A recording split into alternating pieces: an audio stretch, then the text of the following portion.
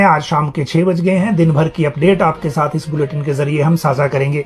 देखिए, हिमाचल में जो पॉलिटिकल ड्रामा है वो खत्म होने का नाम नहीं ले रहा है और आज जैसे आपने देखा जो इतने दिनों से अटकलें चल रही थी कि कांग्रेस के जो बागी पूर्व विधायक आप कहिए, क्योंकि विधायक वाला जो मैटर था वो तो खत्म हो गया था डिस्क्वालिफिकेशन और बाद में स्टे ना मिलने के कारण, लेकिन अब वो भी और जो 3 निर्दलीय थे वो अब बीजेपी में शामिल हो गए हैं। 9 लोगों ने आज भाजपा ज्वाइन की है, जिसमें 6 लोग जो थे वो स्पीकर के फैसले से डिस्क्वालीफाई हुए थे और 3 निर्दलीयों ने खुद ही इस जो एक तरह से अपने आप को ऑफर कर दिया रेजिग्नेशन करने के बाद। हालांकि रेजिग्नेशन को एक्सेप्ट करना ना करना वो एक अलग विषय है, उस ट्विस्ट की बात हम अलग से आज करेंगे। लेकिन मेन चीज ये है कि जब ये आज की अपडेट हमारे सामने है वो ये है कि 9 लोग भाजपा में शामिल हुए हैं। दिल्ली पार्टी कार्यालय में ये जो कार्यक्रम हुआ और इस कार्यक्रम की जो इसमें किसने क्या कहा और किसको किस तरह से स्वागत किया गया वो हम आपको अलग से फिर आगे बात करेंगे। निर्दलीयों के इस्तीफे को लेकर एक ट्विस्ट आ गया है क्योंकि स्पीकर ने अभी क्योंकि इनको स्वीकार नहीं किया है। दूसरी तरफ इनका किसी पार्टी में ज्वाइन करना, जैसे आज इन्होंने मेंबरशिप दिल्ली में पार्टी की ले ली तो उसके बाद ऑटोमेटिक डिस्क्वालिफिकेशन का जो एक क्लॉज है उसको किस तरह से वो इन पे लागू होगा, इन दोनों परिस्थितियों में एक तरह से बात करेंगे। अगली बात करेंगे देहरा में जो रमेश दोहाला हैं वो क्यों उबले हैं और ये आज की ही घटना है, आज का ही इंसिडेंट है, इसकी भी बात करेंगे। इस तरह के मामले आपको और भी देखने को आगे मिल सकते हैं बीजेपी में भी, क्योंकि जो लोग अब ये ले लिए गए हैं बाहर से या कहिए कि दूसरे दल से, उसके बाद पार्टी के विदिन जो रिएक्शन होगा वो क्या होगा, कैसा होगा, ये भी गौर करने वाली बात अगले कुछ वक्त के लिए रहेगी। इसके साथ एक और बात करेंगे जो बड़ी इंपॉर्टेंट है जानने की कि आज भारतीय जनता पार्टी में शामिल होने के बाद दिल्ली पार्टी कार्यालय में सिर्फ 3 लोगों को बोलने का मौका दिया गया। इन लोगों में थे सुधीर शर्मा, राजेंद्र राणा और निर्दलियों की बात करें तो होशियार सिंह। इन लोगों ने क्या कहा बीजेपी में शामिल होने के बाद, ये आपको जरूर आज बताएंगे, क्योंकि जो इनका जो भी कहना था उसको आपको जानना जरूरी है ये पार्टी में शामिल होने के बाद। और इसके अलावा जो अगला सब्जेक्ट है कि जो सरकार ने इनके इस कदम के ऊपर क्या प्रतिक्रिया दी है। जो कैबिनेट मंत्री यादवेंद्र गोमा और सीपीएस संजय अवस्थी और विधायक संजय रतन ने एक ज्वाइंट प्रेस वार्ता की है, उन्होंने जो है वो क्या कहा। अगली जो बात है इंपॉर्टेंट वाली वो ये है कि मेजॉरिटी का दावा सरकार की तरफ से किया गया है वर्तमान परिस्थितियों में भी, जब उनके पास टोटल 34 का फिगर अब रह गया है और मेजॉरिटी के लिए 35 एमएलए चाहिए। लेकिन रिड्यूस्ड हाउस में कैसे मेजॉरिटी का दावा हुआ है वो भी आपको बताएंगे। कॉन्ट्रैक्ट की नियुक्ति, क्योंकि ये तो हो गए पॉलिटिकल मामले, पॉलिटिकल के अलावा जो सरकारी कर्मचारियों या सरकार की जो आगे व्यवस्था चल रही होती है उससे रिलेटेड जो हैं वो जो सारी चीजें हैं वो भी अब ले लेते हैं। उसमें कॉन्ट्रैक्ट नियुक्ति पर एक बड़ा ऑर्डर एजुकेशन ने किया है और ये ऑर्डर वो है जो अदालतों से आदेश आ रहे हैं कि जो कॉन्ट्रैक्ट पे लोग लगे थे उनको डेट ऑफ अपॉइंटमेंट से, मतलब डेट ऑफ फर्स्ट अपॉइंटमेंट से सभी कॉन्सिक्वेंशियल बेनिफिट, फाइनेंशियल बेनिफिट दिए जाएं। और इसीलिए ये आज का एक बड़ा ऑर्डर है जिसमें 7 या 8 साल का जो सेवा लाभ है वो कर्मचारियों को मिला है। ये एजुकेशन की बात है, इसको लेकर आगे विस्तार से बात करेंगे। साथ में बात करेंगे खाली पद अब क्यों नहीं भरे जाएंगे विभागों में। ये थोड़ी सी सीरियस एक बात है, लेकिन क्योंकि मामला ही ऐसा है इसलिए इसकी जानकारी देना आपको जरूरी है कि इस तरह का ऑर्डर क्यों करना पड़ा है और किसने किया है और इसके पीछे का बैकग्राउंड क्या है। बेसिकली पिछले 2 साल से जो खाली पद थे उनको अबॉलिश करने का ऑर्डर हुआ है। ये पूरी बात आगे आपको बताएंगे। साथ में एक बात ये करेंगे कि अस्थाई टीचर भर्ती को लेकर एक ब्रेकिंग न्यूज है, वो क्या है। एचपीयू में यूजी क्लासेस की डेट शीट है और जो सिंगापुर टीचर जा रहे हैं उनकी भी बात करेंगे। देखिए, पहला जो एक क्रम था जो सिंगापुर टीचर भेजने का वो हो गया था और सेकंड वाला जो दौरा है अब ये 3 से 10 अप्रैल तक जो है दूसरा दल जा रहा है। 100 शिक्षक इसमें होंगे और इनको जो है 3 से 10 अप्रैल तक का ये एक्सपोजर विजिट इनका रहने वाला है। इसकी सूची शिक्षकों की सिंगापुर जाने वालों की वेबसाइट पे जारी कर दी गई है। ये शिक्षक 3 अप्रैल से 10 अप्रैल तक जाएंगे और इनको जो है एक दिन का सेमिनार इनके लिए समग्र शिक्षा में रखा गया है। 26 मार्च को सुबह 10 बजे ये सेमिनार होगा। एसपीडी जो है राजेश शर्मा, उन्होंने बताया कि लिस्ट फाइनल कर दी गई है, इन सबको जानकारी स्कूल के मुखियाओं को भेज दी गई है और पहला बैच जो था वो आ गया था। अब दूसरे बैच में सिरमौर, किन्नौर, ऊना, कांगड़ा और मंडी सहित कुछ जो जिले हैं उनके जो टीचर इसमें जा रहे हैं। अगली बात करें अगर यूजी की डेट शीट की, तो वो 28 मार्च से प्रदेश के 90,000 छात्र जो हैं वो यूजी की परीक्षाएं देंगे। फाइनल डेट शीट जारी हो गई है। रेगुलर के साथ ही रीअपियर के एग्जाम भी होंगे। शिक्षा विभाग ने डिग्री कॉलेजों को आदेश जारी कर दिए हैं। रिजल्ट के लिए तय समय पर मूल्यांकन भी पूरा करना होगा और सुबह और शाम दोनों सत्रों में ये एग्जाम होने हैं। एक अपडेट, पब्लिक सर्विस कमीशन की एक स्पेशलिस्ट आईटी का एक पोस्ट है रेवेन्यू विभाग की, उसको लेकर जो 3 अभ्यर्थी उसमें रिजेक्ट लिस्ट में डाले गए हैं, उसको लेकर डिटेल आप जो वेबसाइट है वहां से ले सकते हैं।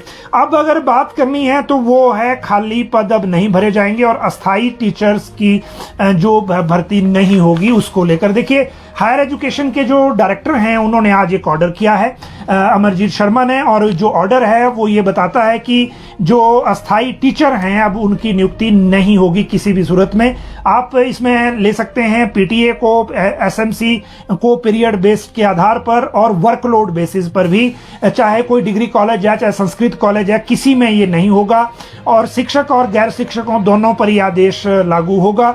और स्कूल जो ये वित्तीय लेन देन के सैलरी से जुड़े मामले हैं अब कॉलेज और स्कूल अपने स्तर पर सुलझाएंगे। पीटीए, एसएमसी पीरियड बेस्ड आधार पर जो सैलरी के भुगतान मामले हैं वो उच्च शिक्षा निदेशालय को अब आगे ना भेजे जाएं। इनमें से लिटिगेशन के भी बहुत से मामले हैं। और जो नई नियुक्ति अगर किसी ने की तो जो एचओडी है या जो कॉलेज का हेड है उसके ऊपर ये जिम्मेदारी तय होगी। ये इसमें बात साथ में कही गई है। अगली बात है खाली पद अब नहीं भरेंगे, जो बड़ी इंपॉर्टेंट अपडेट आज की है। और ये अपडेट इसलिए है, देखिए कि आज एक ऑर्डर ये हुआ है, वैसे 21 तारीख को, 21 मार्च को, 23 मार्च का ऑर्डर तो कॉन्ट्रैक्ट वाला है, 21 मार्च का है ये जो नई भर्तियों को, जो खाली पद है उनको रोकने को लेकर है। और एडिशनल चीफ सेक्रेटरी कम एफसी रेवेन्यू की तरफ से ये ऑर्डर सभी डिस्ट्रिक्ट डिविजनल कमिश्नर्स को, डायरेक्टर लैंड रिकॉर्ड्स को भेजा गया है। और इसमें यह कहा गया है कि जो पोस्ट पिछले 2 साल से और 2 साल या इससे ज्यादा समय से खाली है सरकारी विभागों में, बेसिकली ये ऑर्डर तो सिर्फ रेवेन्यू तक सीमित है लेकिन सभी विभागों के लिए ये ऑर्डर किए गए हैं। इसमें यह कहा गया है कि जो पोस्ट 2 साल या 2 साल से ज्यादा समय से खाली है सरकारी विभाग में, उसको अबॉलिश कर दिया जाए, उसको खत्म कर दिया जाए, उसको दोबारा भरना नहीं है। और इसमें यह भी कहा है कि I am directed to refer to the subject cited above to say that the finance department has issued instruction dated 14/8/2012। 2012 की इंस्ट्रक्शन का हवाला दिया जा रहा है लेकिन 2012 की इंस्ट्रक्शन में कुछ और है और ऑर्डर कुछ और हो गया है। और ये कहा है कि विच हैज बीन मेड क्लिस्टर clear that all post lying vacant irrespective of their temporary और परमानेंट नेचर, मतलब चाहे पोस्ट परमानेंट हो, फंक्शनल हो, चाहे टेम्परेरी हो, दोनों ही तरह की पोस्ट में जो 2 साल से ज्यादा अवधि से खाली हैं उनको अबॉलिश कर दिया जाए। जो डिपार्टमेंट और पीएसयू है वो shall henceforth be deemed to have been abolished and all the concern department shall issue formal order to this effect at their own level and shall furnish the complete detail of such post along with formal orders of abolition of post to finance department। मतलब 2 साल से ज्यादा समय से तक जितने भी ये खाली पद हैं उनको अबॉलिश कर दिया जाए, चाहे वो फंक्शनल हो मतलब परमानेंट हो या टेम्परेरी हो। हवाला दिया है 14/8/2012 की एक इंस्ट्रक्शन का। वो इंस्ट्रक्शन भी हमारे पास है 14 अगस्त 2012 की। और ये इंस्ट्रक्शन ये कहती है, देखिए ये कहती है कि जो परमानेंट नेचर के जो मामले हैं जो उनको भरने को लेकर इमीडिएटली प्रोसेस शुरू किया जाए और फाइनेंस से उठाया जाए, और जो टेम्परेरी पोस्ट हैं जो खाली पड़ी हैं पिछले 2 साल से उनको अबॉलिश कर दिया जाए। लेकिन अभी जो ऑर्डर हुआ अबॉलिशन का उसमें परमानेंट नेचर वाली जो पोस्ट है वो भी अबॉलिश कर दी गई है। तो ये एक ऑर्डर है और फाइनेंस ने पॉसिबली सभी विभागों को ये किया होगा। वैसे रेवेन्यू से हमने अभी पूछा है, उसके बाद थोड़ी ज्यादा क्लैरिटी होगी कि बाकी विभागों में भी इस तरह का ऑर्डर है अभी या नहीं है। अगली बात करते हैं जो कॉन्ट्रैक्ट की नियुक्ति की एक बड़ी अपडेट है, और इस अपडेट को मैं इसलिए कह रहा हूं क्योंकि बहुत सारे विभागों में कर्मचारी कोर्ट जाके इसके बारे में रिलीफ मांग रहे थे। बहुत सारे जगहों से जो रिलीफ है वो उनको मिल भी गया और इस रिलीफ के मुताबिक आगे काम हो भी रहा है। लेकिन जो कोर्ट से डिसीजन आया है, कोर्ट के डिसीजन को लागू करने के लिए अब अलग अलग ऑर्डर हो रहे हैं। आज एजुकेशन ने इसी कॉन्ट्रैक्ट के विवाद के मामले में एक ऑर्डर किया है जिसको आपको जानना जरूरी है, और ये जानना जरूरी इसलिए है क्योंकि अभी भी हमारे सामने जो सिचुएशन है वो इस तरह की है कि जो ये लागू सभी विभागों को ये कोर्ट के ऑर्डर करने हैं, और इन ऑर्डर्स को जब लागू करना है तो आज जो ऑर्डर हुआ है उसकी जानकारी आपको होना ज़रूरी है। एजुकेशन डिपार्टमेंट ने एक ऑर्डर किया है और जो ऑर्डर किया है उसके मुताबिक जो चीज़ें हैं वो अब हमारे सामने आई हैं। ये ऑर्डर है एलिमेंट्री एजुकेशन डिपार्टमेंट का सीनियरिटी के उसी मामले में जिसके मामले में कुछ विभागों से कर्मचारी कोर्ट से जीते हैं, डेट ऑफ अपॉइंटमेंट से सीनियरिटी और फाइनेंशियल बेनिफिट का। और इस मामले में Manoj Kumar and others versus State of HP and others ये हाई कोर्ट से गए थे और हाई कोर्ट से ये डिसीजन आगे हुआ था। इस डिसीजन में जो कोर्ट किए गए हैं बाकी मामले, उसमें एक केस है state of HP versus Om Prakash, और इसी तरह का अगले मामले भी हैं। इसमें ये कहा गया था, ऑर्डर किया गया था कि 4 हफ्ते के भीतर the petition is accordingly disposed of with the direction to the respondent to consider and decide the case of the petitioner in light of the aforesaid decision by passing a speaking order. और इसमें ये कहा है कि जो contract की जो है वो बेनिफिट जो है 4 हफ्ते के भीतर देना है। आज एक ऑर्डर किया है एलिमेंट्री एजुकेशन के डायरेक्टर ने और ये कहा है कि I am of the considered view that the case of the petitioner is similar to the petitioner Kuldeep Chand versus State of HP. ये मामला ऑलरेडी शीला देवी वाले मामले के साथ भी कनेक्टेड था, और उसके बाद Manoj Kumar versus State of HP, इस तरह के और भी कई इसमें कनेक्शन हैं। The following petitioners are hereby considered as deemed regular employees of the state in the pay scale of 10, 334, 800 और 3600 grade pay plus other allowances from the date of when they were initially appointed or joined on contract basis with all consequential benefit। ये deemed regular माने गए हैं। और देखिए ये इनका जो कॉन्ट्रैक्ट पे अपॉइंटमेंट थी वो 14/11/2008 की थी। जो ऑर्डर है वो है 9 लोगों का, ये बैच वाइज टीजीटी नियुक्त हुए थे, 9 लोग हैं ये नियुक्त हुए थे 14/11/2008 को, और इन्हें रेगुलराइजेशन इनकी हुई थी 22/6/2015 को। तो आप देख सकते हैं कि जो 7 साल का गैप इसी में दिख रहा है, मतलब 7 साल का जो बेनिफिट है वो इसी में कैलकुलेट हो जाएगा।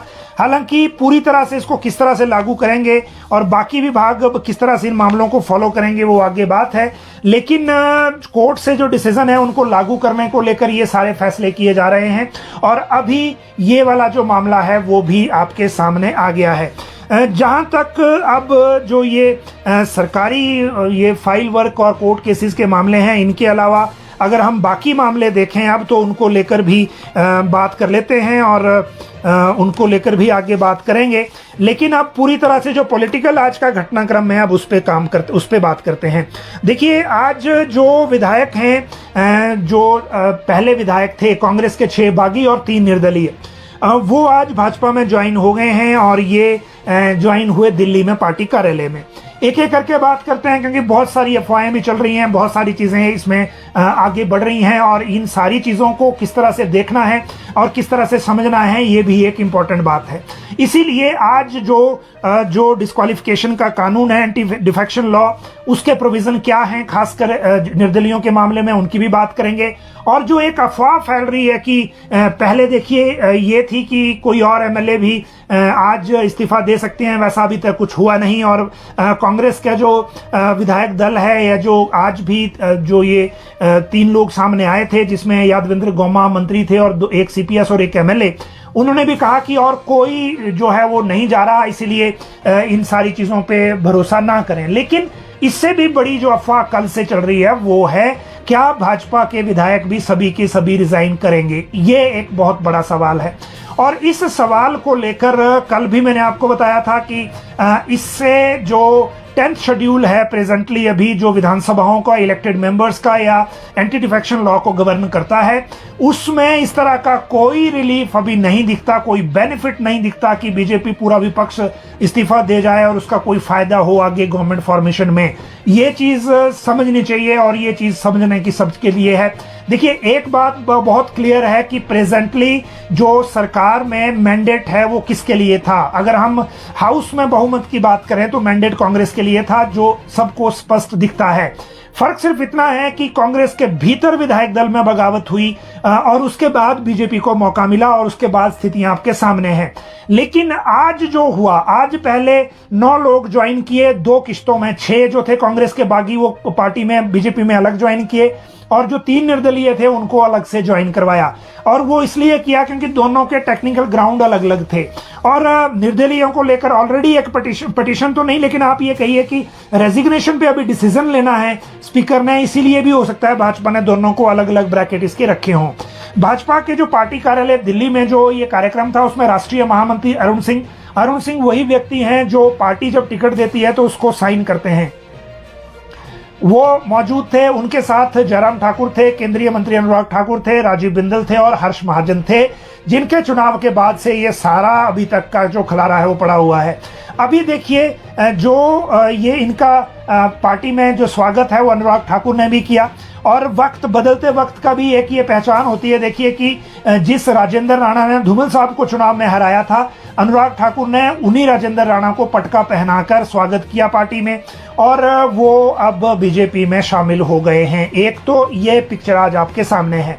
दूसरी बात यह है कि निर्दलीयों के लिए अलग से कार्यक्रम करके उनको भी शामिल करवाया गया। शामिल करवाने के बाद अनुराग ठाकुर ने यह कहा कि प्रधानमंत्री नरेंद्र मोदी पर लोग भरोसा करते हैं, उनके कारण देश आज इस स्थिति में है कि जो पूरी दुनिया भारत को इग्नोर नहीं कर सकती, और जो वो काम कर रहे हैं उनके हाथ मजबूत करने के लिए हिमाचल से भी कुछ बाकी दलों के ये साथी आए हैं, और इस तरह से आगे। और हिमाचल में एक और बात उन्होंने कही कि हिमाचल में 1.25 साल में ही भाजपा को मौका मिल गया है लोगों के लिए काम करने का। हालांकि काम तब करेंगे जब सरकार बनेगी, कैसे बनेगी अभी तक कुछ भी क्लियर नहीं है। दूसरी तरफ जो जयराम ठाकुर हैं उन्होंने कहा कि ये लोग छोटी घटना नहीं है, हिमाचल जैसे छोटे प्रदेश के लिए बहुत बड़ी घटना है कि 6 कांग्रेस के विधायक, स्थितियां इतनी खराब हैं कांग्रेस के अंदर कि इनको पार्टी छोड़ के आना पड़ा है, और ये कहा कि पार्टी में इनको पूरा मान सम्मान देंगे। जहां तक बात इन लोगों की है तो सुधीर शर्मा ने एक बात कही जो नई है बिल्कुल, और उन्होंने ये कहा कि बाकी तो चीजें कहते रहते हैं कि पार्टी में ऐसा था, मान सम्मान नहीं था या अपमानित किया जा रहा था, जैसे राजेंद्र राणा ने भी कहा। लेकिन सुधीर शर्मा ने कहा कि राज्यसभा चुनाव में हर्ष महाजन को वोट इसलिए दिया क्योंकि कांग्रेस ने ऐसे व्यक्ति को प्रत्याशी बनाया जिसने राम मंदिर के खिलाफ जो केस लड़ रहा था कोर्ट में। ये एक नई बात कही है। इससे पहले और बातें कही हुई है, कईयों ने वाटर सेस केस का हवाला दिया है पहले। इससे पहले यही लोग कहते रहे हैं कि हिमाचल के खिलाफ ये वाटर सेस के केस में थे। लेकिन दिल्ली से ये कहा कि राम मंदिर के खिलाफ जो एक जो केस चल रहा था उसमें ये दूसरे तरफ खड़े थे, तो इसीलिए इनको हराया हमने वहां पे। होशियार सिंह ने वही बात कही कि हम तो इंडिपेंडेंट थे, हमारे ऊपर एफआईआर दर्ज करके प्रताड़ित करने की कोशिश की, तो ये ठीक नहीं है, इसलिए हमने इस्तीफा दे दिया, मतलब विधायक पद से ही इस्तीफा दे दिया। तो ये आ गए बीजेपी में। अब आगे ये है कि आज अभी पहुंचने वाले हैं शिमला, 7:30 बजे प्रेस कॉन्फ्रेंस रखी गई है पीटरहॉफ में। उससे पहले इनका स्वागत समारोह होगा, 500 फूल मालाएं और जो 10 kg कुछ वो पेटल्स होते हैं गुलाब के, उनके ऑर्डर किए गए थे सुबह, ताकि इनके लिए एक पूरा कार्यक्रम किया जाए और उसके बाद फिर इनको एक फॉर्मली से चीजें हों। लेकिन आज के कार्यक्रम के बाद इनके पास ना सीआरपीएफ रहेगी, ऐसा लग रहा है, प्रतीत हो रहा है, क्योंकि अब विधायक ही नहीं रहे तो फिर जान को खतरा उस तरह का अब क्या मानिए, या आप कहिए कि बीजेपी के लिए भी फिर उसमें क्या उसमें वो दिखता है, क्योंकि अब चुनाव में जाना है और फैसला जो है अब जनता ने करना है। जो पॉलिटिकल लेवल पे था, जो पार्टियों के स्तर पे था, वो गेम उस तरह से चल रही है। लेकिन ये याद रखने की जरूरत है कि इस सारी लड़ाई का फैसला आखिरकार जनता ने करना है। भाजपा, कांग्रेस, ये सब जो जितना जोर लगाएंगे वो लगाएंगे, लेकिन असली फैसला जो है वो जनता ने करना है कि वो इस सारे प्रकरण को किस तरह से लेती है। तो ये हो गई ज्वाइनिंग, और उसके बाद आज जो कार्यक्रम होने वाला है उस कार्यक्रम को भी हम आपको लाइव दिखाएंगे, ताकि जो भी चीजें चल रही हैं वो आपके सामने हो और आपको उसकी जानकारी उस तरह से मिल जाए। लेकिन निर्दलीयों के मामले में एक नया ट्विस्ट आ गया है, और निर्दलीयों के मामले में ट्विस्ट क्या है वो आपको आज विस्तार से बता दें। ट्विस्ट ये है कि कल इन्होंने इस्तीफा दिया, और कल जिस तरह से ये गवर्नर के पास गए, गवर्नर से मुलाकात की, तो उसमें भी ये दिख रहा था कि इन सारी चीज़ों को देखते हुए कि ये गवर्नर के पास इसलिए गए कि इनको ये अंदेशा है कि स्पीकर जो हैं इनके इस्तीफे को स्वीकार नहीं करेंगे। ये इनको अंदेशा पहले से था, इसीलिए ये गए गवर्नर के पास। उसके बाद स्पीकर से भी मिले, उसकी वीडियोग्राफी भी कराई, और वो सारा एफर्ट इसलिए किया गया क्योंकि स्पीकर की डिस्क्रिप्शन है, वो चाहें तो, क्योंकि जो वीडियोग्राफी है, ऐसा सूचना मिली है कि कुछ ऐसी पिटीशन स्पीकर के पास आ रही है या आ गई है जो ये कहती है कि इनको पहले अकेले सुना जाए, क्योंकि ये किसी के प्रभाव में हो सकते हैं। जब ये इस्तीफा देने आए तो नेता प्रतिपक्ष भी इनके साथ थे। ये पिटीशन किसी एमएलए की तरफ से है, किसी और की तरफ से है, वो अभी देखा जाना है। स्पीकर से जब आगे बात होगी तो सारी चीजें होंगी। आज हमने जो स्पीकर महोदय हैं उनका भी एक तरह से कोशिश की थी पक्ष लेने की, लेकिन उन्होंने कहा कि जब फैसला होगा तो वो खुद ही प्रेस वार्ता के जरिए बताएंगे, तो वो जब फैसला होगा तब की बात है। लेकिन अभी की सिचुएशन ये है कि जो इस्तीफा दिया है वो स्वीकार नहीं हुआ है। लेकिन दूसरा ट्विस्ट इसमें यह है कि जब दिल्ली में इन्होंने पार्टी को ज्वाइन कर लिया तो ये ऑटोमेटिकली एक डिस्क्वालिफिकेशन इनके ऊपर आ जाती है। वजह यह है कि जो 10th शेड्यूल है संविधान का, उसमें जो एंटी डिफेक्शन लॉ है वो ये कहता है कि अगर कोई इंडिपेंडेंट एमएलए अपनी आइडेंटिटी खत्म करता है जिस पीरियड के लिए वो चुना गया है, किसी और पार्टी में जाकर, किसी पार्टी का मेंबर बनकर, तो वो उस सदन से ऑटोमेटिकली डिस्क्वालीफाई हो जाएगा। लेकिन इस मामले में डिस्क्वालिफिकेशन भी एक तरह से इनके ऊपर इसलिए नहीं हो सकती क्योंकि इन्होंने डिस्क्वालिफिकेशन से पहले अपना रेजिग्नेशन दिया है। आइदर स्पीकर को डिस्क्वालिफिकेशन लेनी पड़ेगी या फिर जो रेजिग्नेशन है उसको एक्सेप्ट करना पड़ेगा। डिस्क्वालिफिकेशन वो नहीं ले सकते क्योंकि उससे पिछली डेट में इनके पास रेजिग्नेशन मौजूद है। तो इन्होंने जब खुद रिजाइन कर दिया और अगले दिन पार्टी ज्वाइन कर ली, पार्टी ज्वाइन करने से ही ऑटोमेटिकली डिस्क्वालीफाई हो जाते हैं, चाहे स्पीकर ऑर्डर करे चाहे ना करे। हालांकि उसकी इंप्लीकेशन अलग है, जब डिस्क्वालीफाई होंगे तो वो एक प्रक्रिया अलग है, अलग कानून है, अलग तरह से होगा। और अगर स्पीकर जो एक्सेप्ट कर लेते हैं और जो सीट है उसको वेकेंट कर देते हैं तो फिर वो अभी सारी चीजें हो जाएंगी। अब फर्क सिर्फ इतना है कि बीजेपी ज्वाइन करने के बाद ये लोग चाहते हैं कि हम विधानसभा का उपचुनाव नरेंद्र मोदी के इलेक्शन के साथ अभी लड़ें, और ये अगर सरकार या स्पीकर ये डिले इसमें कर सकते हैं क्योंकि उसमें टाइम लिमिट नहीं है सुनवाई की।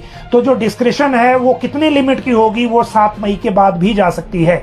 तो अब ये मामला पूरी तरह से एक तो स्पीकर के पास है, दूसरा बीजेपी को ये देखना है कि जब इनको शामिल कर लिया तो उपचुनाव में वो किस तरह से कितनी सीटों के लिए आगे जाएंगे। ये एक अभी भी जो एक ट्विस्ट है वो बना हुआ है, और ये जो ट्विस्ट है अभी आगे मौजूद रहेगा। मैं आपको फिर कह रहा हूं कि प्रेजेंटली इस अफवाह पे ना जाएं कि बीजेपी के एमएलए भी आज इस्तीफा दे देंगे 25 के 25 जैसे कि अफवाह चल रही है, क्योंकि अभी तक जो व्यवस्था है हमारे यहाँ उसके मुताबिक चाहे सिंपल मेजॉरिटी हो, चाहे एब्सोल्यूट मेजॉरिटी हो, चाहे जो किसी और फॉर्म की मेजॉरिटी हो, अभी इस तरह का एक कदम का कोई डायरेक्ट फायदा किसी सरकार के लिए दिखता नहीं है। बाद में जो चीजें सामने आएंगी वो अलग बात है, लेकिन अभी के लिए सिचुएशन वैसी नहीं है जैसी कि अफवाहें चल रही हैं।